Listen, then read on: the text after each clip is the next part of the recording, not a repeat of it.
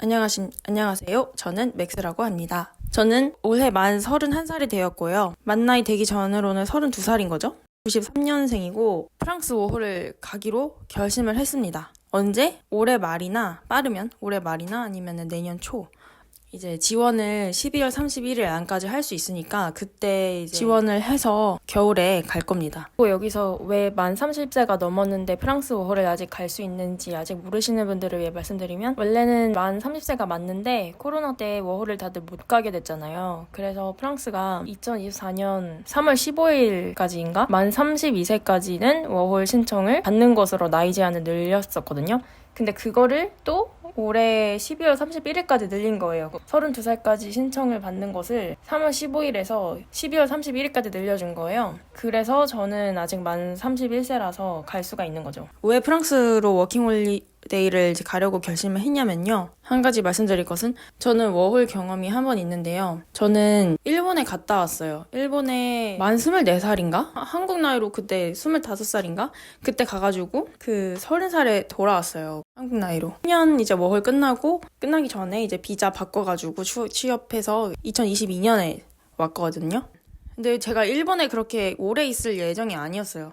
살다 보니까 갑자기 5년이 지나가 버리는 그런 느낌? 목표가 없었거든요. 목표가 있으면 내가 그 목표를 이루고 다음 목표를 향해서 뭐 다른 나라를 가든 아니면 한국에 빨리 오든 아니면 일본에 더 남아서 뭘 하든 했었을 텐데, 그냥 살다 보니까 이렇게 그냥 지나간 거예요. 어쨌든 지금 돌아왔는데, 내가 워홀 갈 수 있는 나이, 아직 그 나이에 있는 동안에는 꼭 다시 한번 다른 나라에 가봐야지, 이런 생각을 막연히 가지고 있었거든요. 하지만 막연히 그런 생각만 하고 1, 2년이 또 흘러버렸습니다. 하지만 그래도 아직은 갈 수 있으니까 워홀을 갈 건데요. 영국에 가려고 했어요, 원래는. 왜냐? 당연히 영어권을 가야 되지 않겠습니까? 다른 일본어 말고는 다른 나라 생기초로 다시 언어를 배워야 되는데, 내가 그거 너무 부담이잖아요. 부담이고 너무 어려울 것 같고 더 스트레스? 게다가 영국은 2년을 주거든요, 기본으로. 캐나다나 호주는 1년이 처음에 주어지고 그거를 연장할 수 있는 제도가 뭐 있다고 저는 들었는데, 다른 나라는 다 1년이거든요, 그런 거 없이.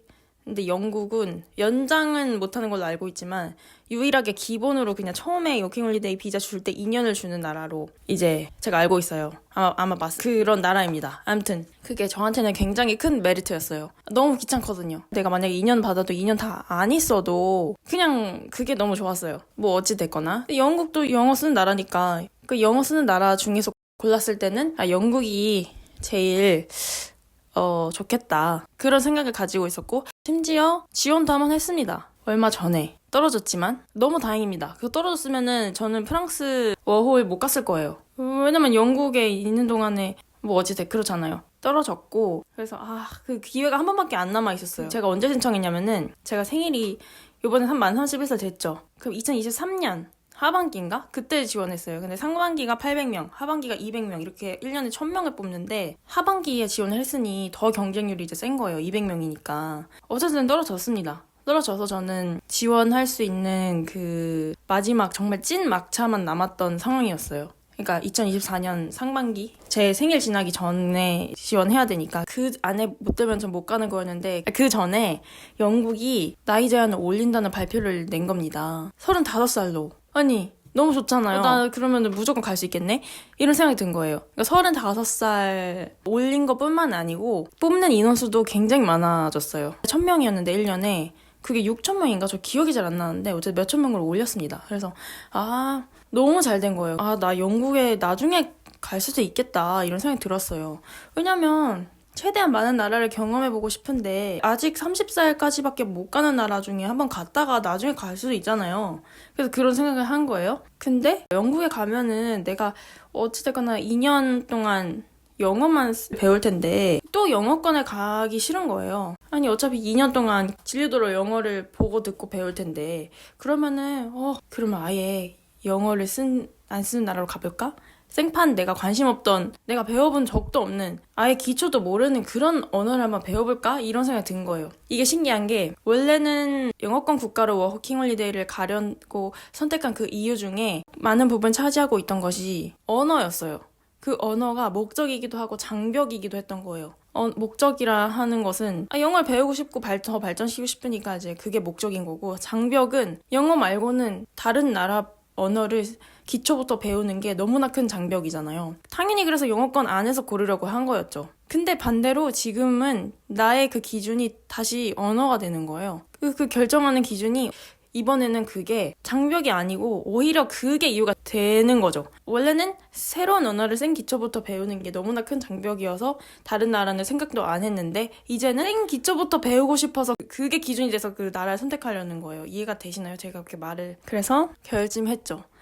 그 영어권 아닌 나라 중에 찾아보는데, 내가 단 한 번도 기초조차 배운 적이 없는 언어가 뭐가 있을까? 여러 가지가 있었죠.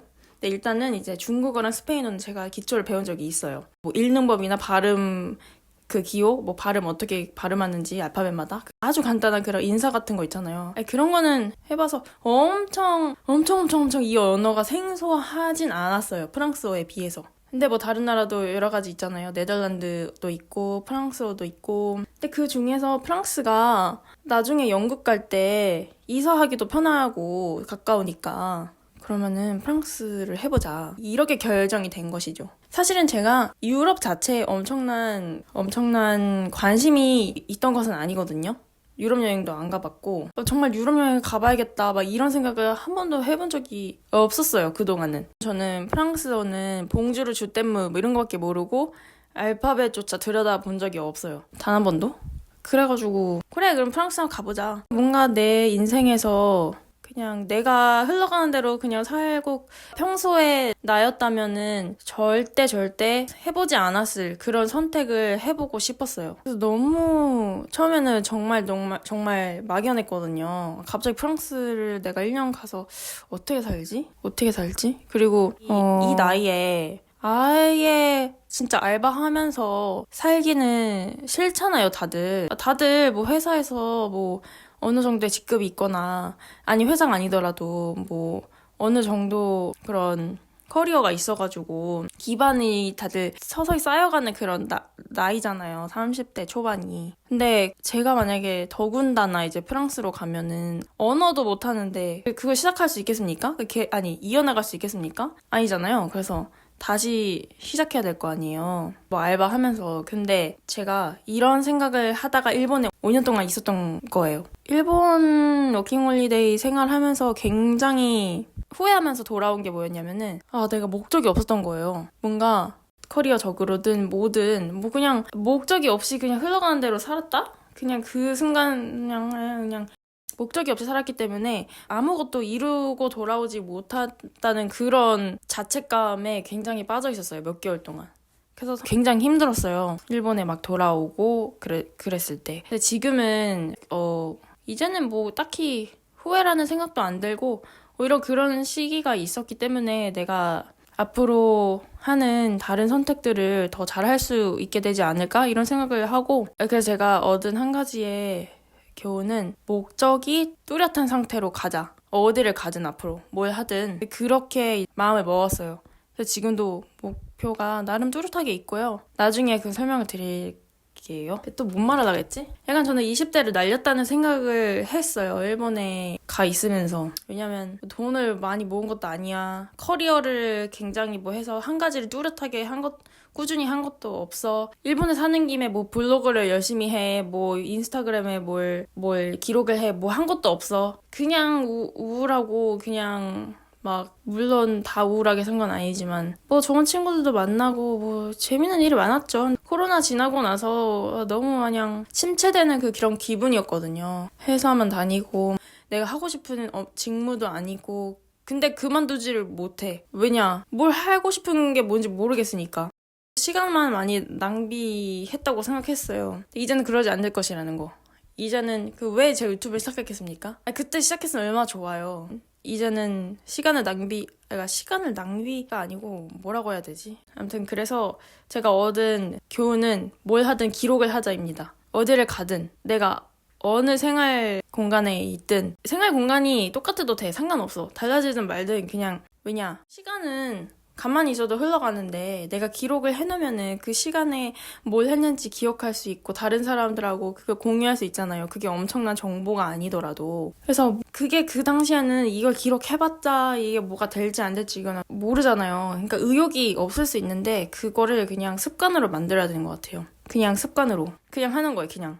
근데 하다 보면은 습관이 돼서 그게 별로 귀찮지도 않고 힘들지 않게 되는 것 같더라고요. 그래서 제가 지금 유튜브 시작하는 이유도 그렇게 미루고 뭐 그러다가 평생 못할 거 아니에요? 그래가지고 드디어 이제 시작합니다. 처음에는 막 엄청난 기준을 두지 않으려고 해요, 저한테. 그냥 대충 이렇게 아무데나 마이크도 없이 핸드폰 마이크 이거 되게 좋더라고요. 그렇게 해서 하려고 합니다. 그래서 다음 영상 제가 꼭 일주일 뒤에 했고요. 그 다음에 열심히 기록하면서 살아야겠다? 뭐라고 하여튼 그래서 진짜 첫 영상이어서 굉장히 서투네요. 몇 번 다시 끄고 다시 하는지 모르겠어요. 근데 제가 대본은 안 썼거든요.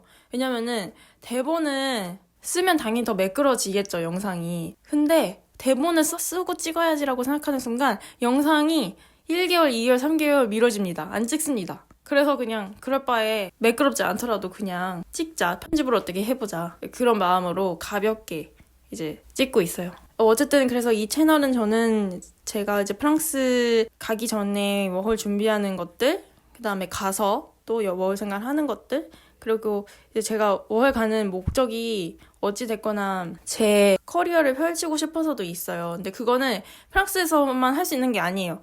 여기서도 할 수 있고 당연히 여기서도 꾸준히 시작하면서 하는 거예요. 내 인생인 거죠. 그러니까 내 인생을 담으려고 합니다. 그러니까 내가 하는 일들 보이고 내가 좋아하는 것들 보이고 그러면서 이 채널을 꾸며보도록 하겠습니다. 그래서 아무튼 진짜 끝! 감사합니다.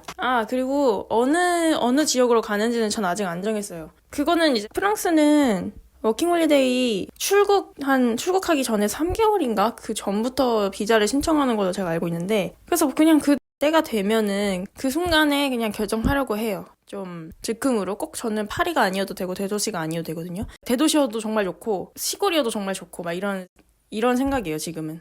시골을 가게 돼도 오히려 좋지 않을까? 이런 생각도 하고. 하여튼 4차 그거는 정하고 싶어요. 네. 제 첫 번째 영상 봐주셔서 감사드리고 앞으로도 많이 여러 가지 올릴 테니까 네, 끝!